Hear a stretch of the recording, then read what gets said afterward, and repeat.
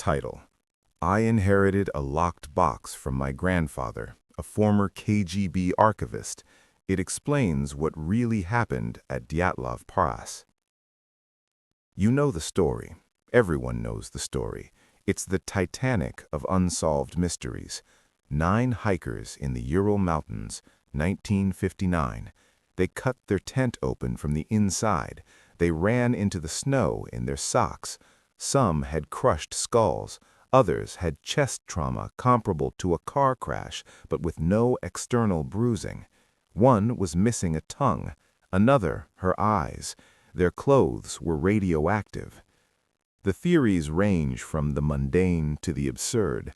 Avalanche, katabatic winds, escaped gulag prisoners, yetis, aliens, infrasound. I'm not here to offer a theory.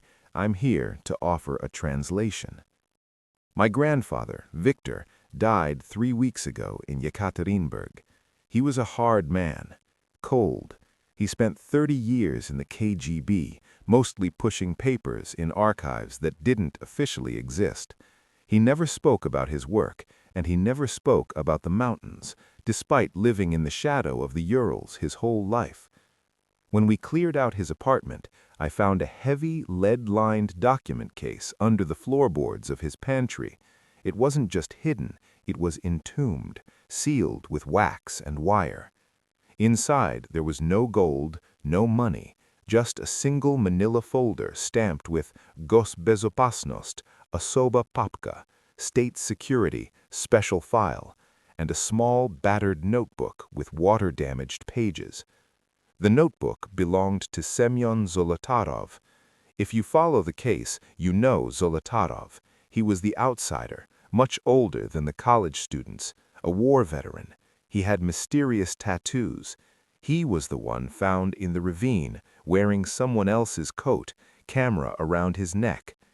The file contains the sanitized after-action report from a Soviet cleanup crew that arrived before the official search party. It took me 2 weeks to translate the handwritten cursive and the military jargon. I wish I hadn't. Here is the transcript of Semyon Zolotarov's suppression diary. Exhibit A, the Journal of Semyon Zolotarov. Note: the early pages describe the train ride and the early trek. They are mundane, though Semyon notes a disconnect with the younger students. I have skipped to the relevant dates. January 28, 1959. Yudin turned back today. His sciatica is flaring. The boy was crying, hugging Luda. I feel a strange envy, not because he gets to go home to a warm bed, but because he gets to turn his back on it. The further north we go, the louder the silence becomes. It's not the quiet of nature. It's the quiet of a room after someone has stopped screaming. Igor, Dyatlov, is confident. He wants to make grade 3 certification. He looks at the maps, but I look at the geometry of the ridges. The Mansi call the peak ahead Kolatsyakl. They say it means dead mountain. The locals in Vijay told me that was a mistranslation. They said the dialect is older. It doesn't mean dead. It means the mountain that is not for us. January 30th, 1959. The weather is turning. The wind sounds like distinct voices. Rustem asked me today about the war. He asked if I was afraid of dying. I told him the truth. In the war, you knew what was trying to kill you. You could see the tank. You could hear the artillery. Here, I feel like I am walking across the palm of a sleeping giant, waiting for the hand to close.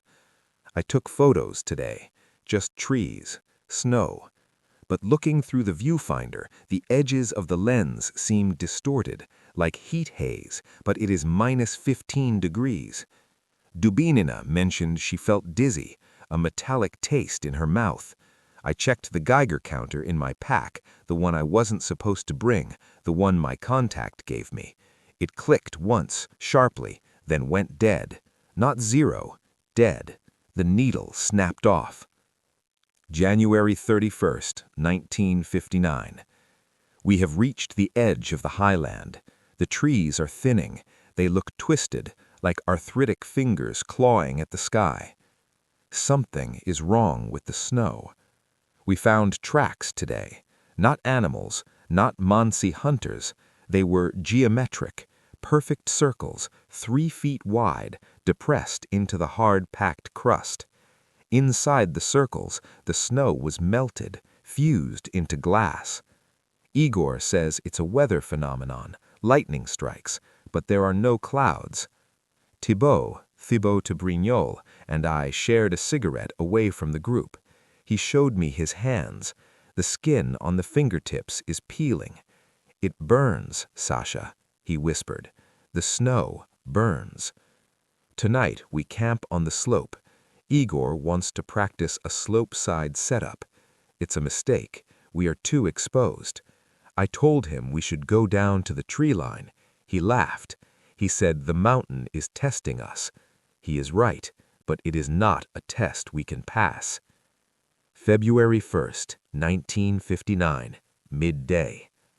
We woke up tired. Nobody slept well. Luda is irritable. She snapped at Zina for sewing a button too slowly. The light is strange today. The sun is up, but the sky is a bruised purple. The shadows are stretching in the wrong directions. I know how that sounds. I'm a rational man. I fought the Nazis, but I swear, at noon, my shadow was pointing towards the sun. I caught Krivonishenko staring at the peak of Oterton. He was weeping silently. When I shook him, he looked at me with pupils so dilated his eyes were black holes. "Can't you hear the humming?" he asked. I can hear it now. It's in my teeth. A low vibration. 7 hertz? Lower? It makes me nauseous. February 1st, 1959. Evening. The final entry. Handwriting is jagged, erratic. The pen has punched through the paper in several places. We are not alone. We set up the tent on the slope, 5 p.m. It happened while we were eating. The humming stopped. It was replaced by the sound of tearing metal. The sky lit up, not from above, but from below. The light is coming from the snow. It is pulsing up through the floor of the tent. Zina is screaming that she is burning. We are all hot, incredibly hot. It is -25 outside, but I'm sweating. My skin feels like it is expanding, like I'm being cooked in a microwave. Slobodin tried to open the flap. He fell back, clutching his head. He said the air outside is heavy. Something touched the side of the tent. It didn't push the canvas in. It phased through it. A hand? A claw? No, it was a shape of pure color, a color I have never seen. Where it touched the canvas, the fabric didn't tear. It ceased to exist. Igor is shouting to cut the side. We have to get out. The heat is unbearable. The light is blinding. My camera. I have to take the camera. God, the noise. It sounds like the mountain is cracking open. They are not here to watch. They are here to feed. Not on flesh, on perception. If found, do not look at the text becomes illegible scrawl. Exhibit B, KGB Archive File 772B. Subject, Incident at Height 1079. Date, February 6, 1959, 3 weeks prior to official discovery. Classification, Omega/Purge. Reporting Officer, Captain V. Volkov, Special Containment Unit. Summary of arrival. Unit arrived at coordinates via rotary wing aircraft at 0600 hours following the detection of a seismic Class 4 anomaly by the listening post at Ivdel. Aerial reconnaissance showed no avalanche. The slope was undisturbed, save for the tent. Initial site assessment. The tent was collapsed. It had been slashed from the inside. The radiation detectors on our suits began screaming at 500 meters out. This is not isotopic radiation. It is Cherenkov radiation, leakage from a dimensional rift.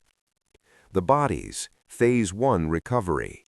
We located the first two subjects, later identified as Krivonishenchenko and Doroshenko, near the cedar tree. Note, the official narrative will state they died of hypothermia. Reality, the subjects were not frozen. They were calcified. Their skin had turned into a hard gray carapace. They were fused to the ground. We had to use hammers to break the bond.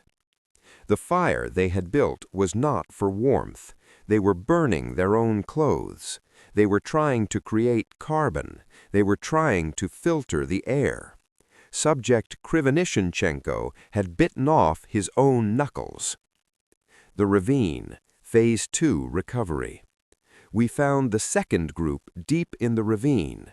Subject Zolotaryov, Subject Dubinina, Subject Thibaut Brignol, Subject Kolevatov. This site was the epicenter of the interaction. Subject Dubinina was altered. She was kneeling, facing the rock wall. Her head was tilted back. She did not lose her tongue and eyes to scavengers. There are no scavengers here. The birds avoid this mountain. Her tongue was not removed. It was inverted. It had been pulled down her throat and fused to her lungs. Her eyes were not missing. They had been turned inward. When we turned the body, I saw the optic nerves protruding from the sockets, staring into her own skull. Subject Zolotaryov was holding a notebook, secured, and a camera. His body displayed the most trauma. His chest was crushed, but not by impact. It was an implosion. The pressure differential between our atmosphere and their atmosphere crushed him like a soda can. He was wearing Subject Dubinina's coat.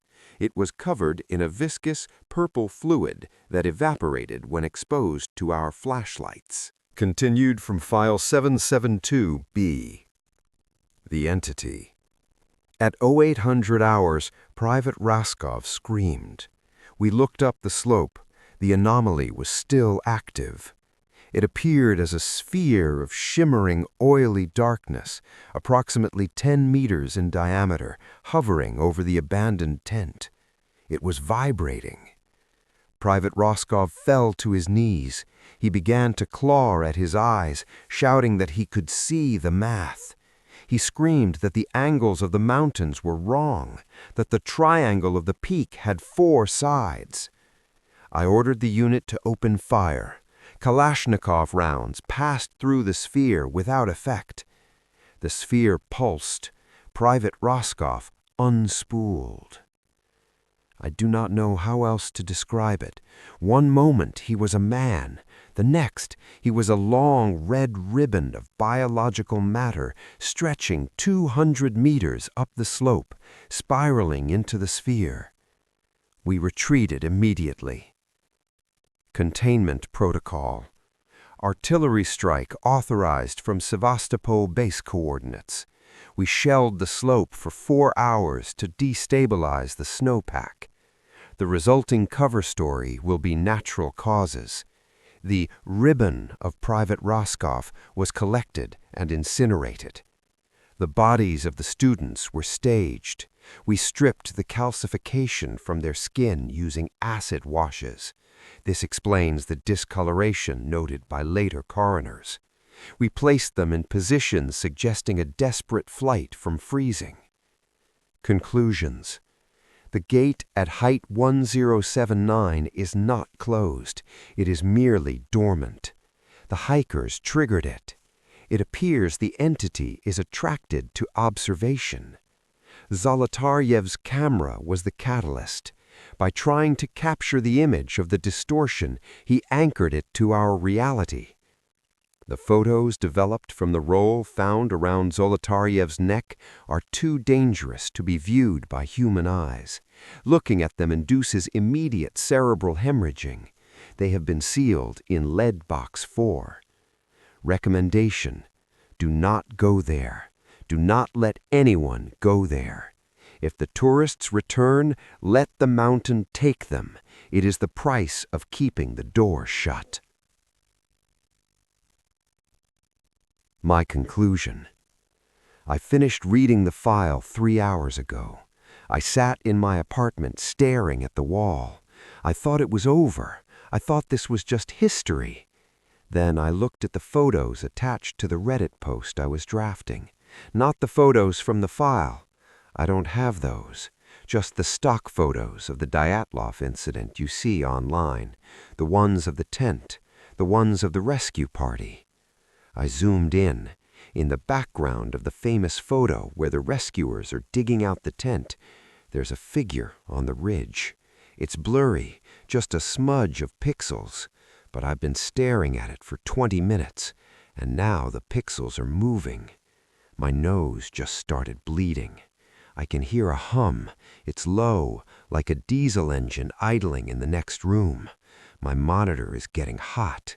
The text on my screen is starting to rearrange itself. I think I made a mistake. I think by translating the diary, by observing the observation, I rang the doorbell. If you're reading this, stop thinking about the mountain. Don't picture the slope. Don't imagine the geometry. Don't wonder what it looks like. It knows you're watching, and it's getting. Connection terminated. User deleted. Comments are disabled for this thread.